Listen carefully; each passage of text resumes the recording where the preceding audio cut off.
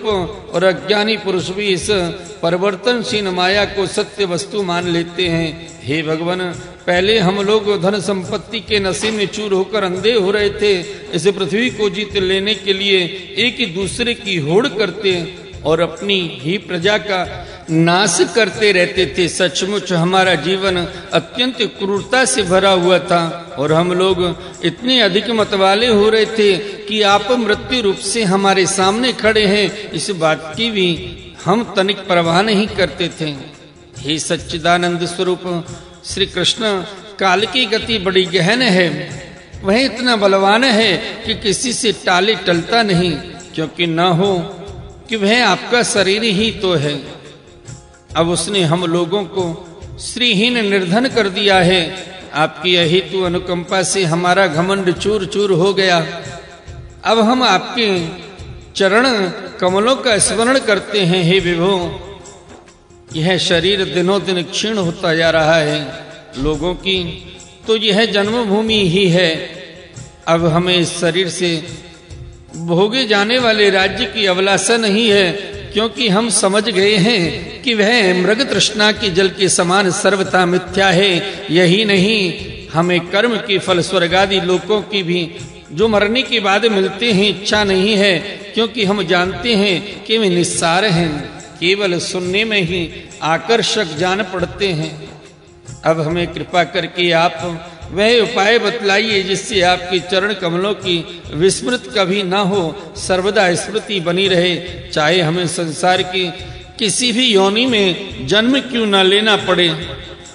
प्रणाम करने वालों के क्लेश का नाश करने वाले श्री कृष्ण, हे वासुदेव, हे हरि परमात्मा एवं गोविंद के प्रति हमारा बारंबार नमस्कार है। भोले बाले कृष्ण भगवान की जय। श्री सुखदेव जी कहते हैं, हे परीक्षित, कारागार से मुक्त राजाओं ने जब इस प्रकार करुणालय भगवान श्री कृष्ण की स्तुति की, तब शरणागत रक्षक प्रभु ने बड़ी मधुर वाणी से उनसे कहा।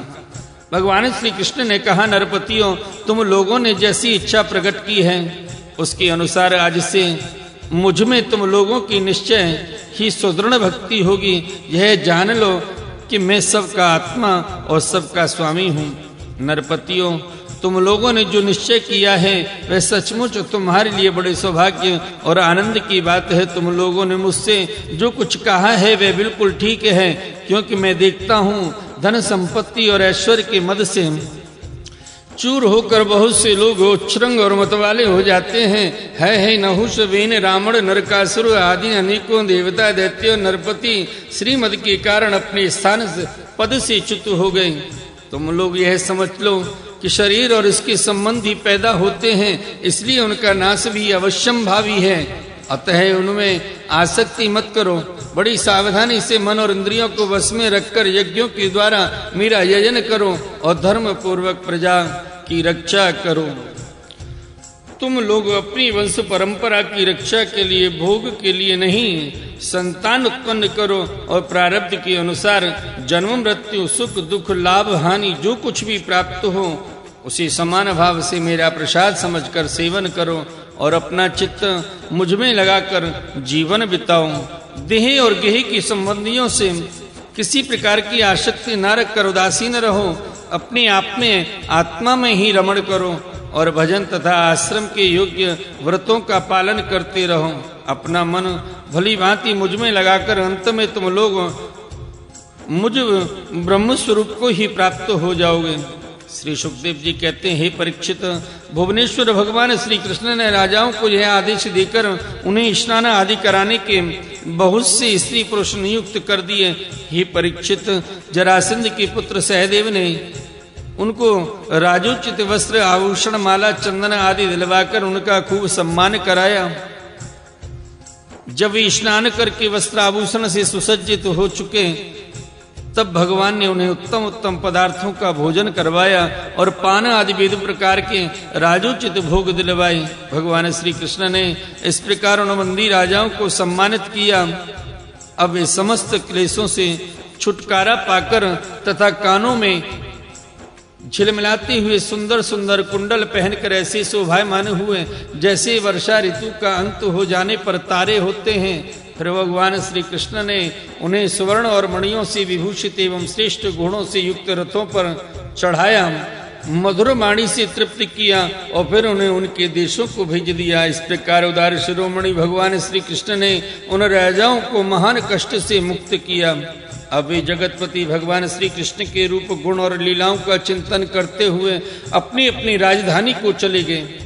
वहां जाकर उन लोगों ने अपनी अपनी प्रजा से परम पुरुष भगवान श्री कृष्ण की अद्भुत कृपा और लीला कह सुनाई और फिर सब बड़ी सावधानी से भगवान की आज्ञानुसार भी अपना जीवन व्यतीत करने लगे। हे परीक्षित, इस प्रकार भगवान श्री कृष्ण भीमसेन के द्वारा जरासंध का वध करवाकर भीमसेन अर्जुन के साथ जरासंध नंदन सहदेव से सम्मानित होकर इंद्रप्रस्थ के लिए वापस चल दिए।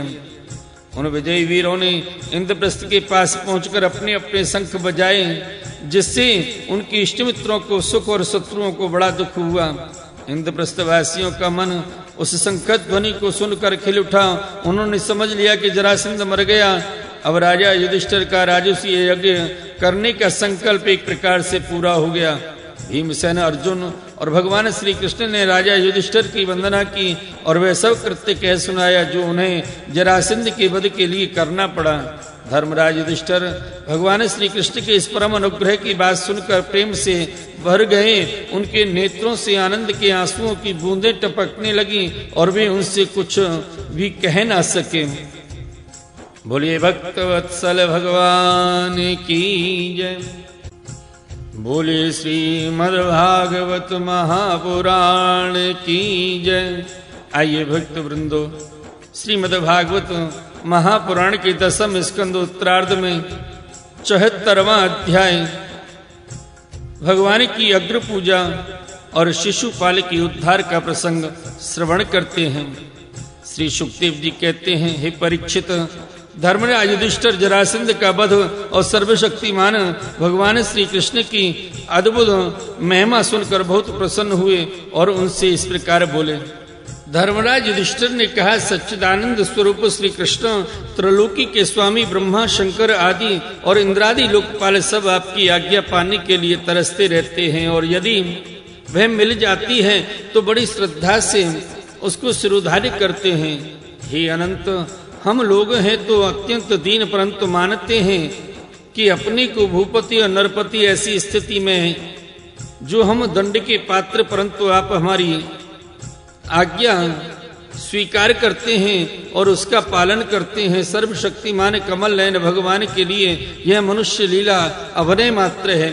जैसे उदय अथवा अस्त के कारण सूर्य के तेज में घटती या बढ़ती नहीं होती, वैसे ही किसी भी प्रकार के कर्मों से न तो आपका उल्लास होता है और न तो हास्य ही, क्योंकि आप सजातीय, विजातीय और स्वगत भेद से रहित स्वयं परम ब्रह्म परमात्मा हैं। किसी से पराजित न होने वाले माधव, यह मैं हूं और यह मेरा है तथा यह तू है और यह तेरा है, इस प्रकार की विकार युक्त भेद बुद्धि तो पशुओं की होती है। जो आपके अनन्य भक्त हैं उनके चित्त में ऐसे पागलपन के विचार कभी नहीं आते, फिर भी आप में तो होंगे ही कहां से। इसलिए आप जो कुछ कर रहे हैं वे लीला ही लीला है। श्री सुखदेव जी कहते हैं, परीक्षित, इस प्रकार कहकर धर्मराज युधिष्ठिर ने भगवान श्री कृष्ण की अनुमति से यज्ञ के योग्य समय आने पर यज्ञ के कर्मों में निपुण वेदवादी ब्राह्मणों को ऋतिध्वज आचार्य आदि के रूप में वर्ण किया। उनके नाम ये हैं, श्री कृष्ण द्वैपायन, व्यासदेव भरद्वाज जी, सुमंत जी, गौतम ऋषि जी, अच्युत ऋषि जी, वशिष्ठ ऋषि जी, चवन, कर्णव, मैत्रेय, कवच, तृत, विश्वामित्र, वामदेव, सुमति, जैमिनी, क्रतु, पैल, पराशर, गर्ग, वैशंपायन, अथर्वा, कश्यप, सौम्य, परशुराम, शुक्राचार्य, आसुरी, वीतहोत्र, मधुचंदा, भीरसेन और अकृत व्रण। इनके अतिरिक्त धर्मराज ने द्रोणाचार्य, भीष्म पितामह, कृपाचार्य, धृतराष्ट्र, उनके दुर्योधन आदि पुत्रों और महामती विदुर आदि को भी बुलवाया। हे राजन, राजसूय यज्ञ का दर्शन करने के लिए देश के सब राजा, उनके मंत्री तथा कर्मचारी, ब्राह्मण, क्षत्रिय, वैश्य, शूद्र सबके सब वहां आए। इसके बाद ऋतिध्वज ब्राह्मणों ने सोने के हलों से यज्ञ भूमि को जुतवाकर राजा युधिष्ठिर को शास्त्र अनुसार यज्ञ की दीक्षा दी। प्राचीन काल में जैसे वरुण देव के यज्ञ में सबके सब यज्ञ पात्र सोने के बने हुए थे, वैसे ही युधिष्ठिर के यज्ञ में भी थे। पांडव नंदन महाराज युधिष्ठिर के यज्ञ में निमंत्रण पाकर ब्रह्मा जी, शंकर जी, इंद्रादि लोकपाल अपने गणों के साथ सिद्ध और गंधर्व, विद्याधर, नागमुनि, यक्ष, राक्षस, पक्षी, किन्नर, चारण, बड़े बड़े राजा और रानियां, ये सभी उपस्थित हुए। सबने बिना किसी प्रकार के कौतूहल के यह बात मान ली कि राजसूय यज्ञ करना युधिष्ठिर के योग्य ही है, क्योंकि भगवान श्री कृष्ण के भक्त के लिए ऐसा करना कोई बड़ी बात नहीं। उस समय देवताओं के समान तेजस्वी याचकों ने धर्मराज युधिष्ठिर से विधि पूर्वक राजसूय यज्ञ कराया, ठीक वैसे ही जैसे पूर्व काल में देवताओं ने वरुण से करवाया था। सोमलता से रस निकालने के लिए महाराज युधिष्ठिर ने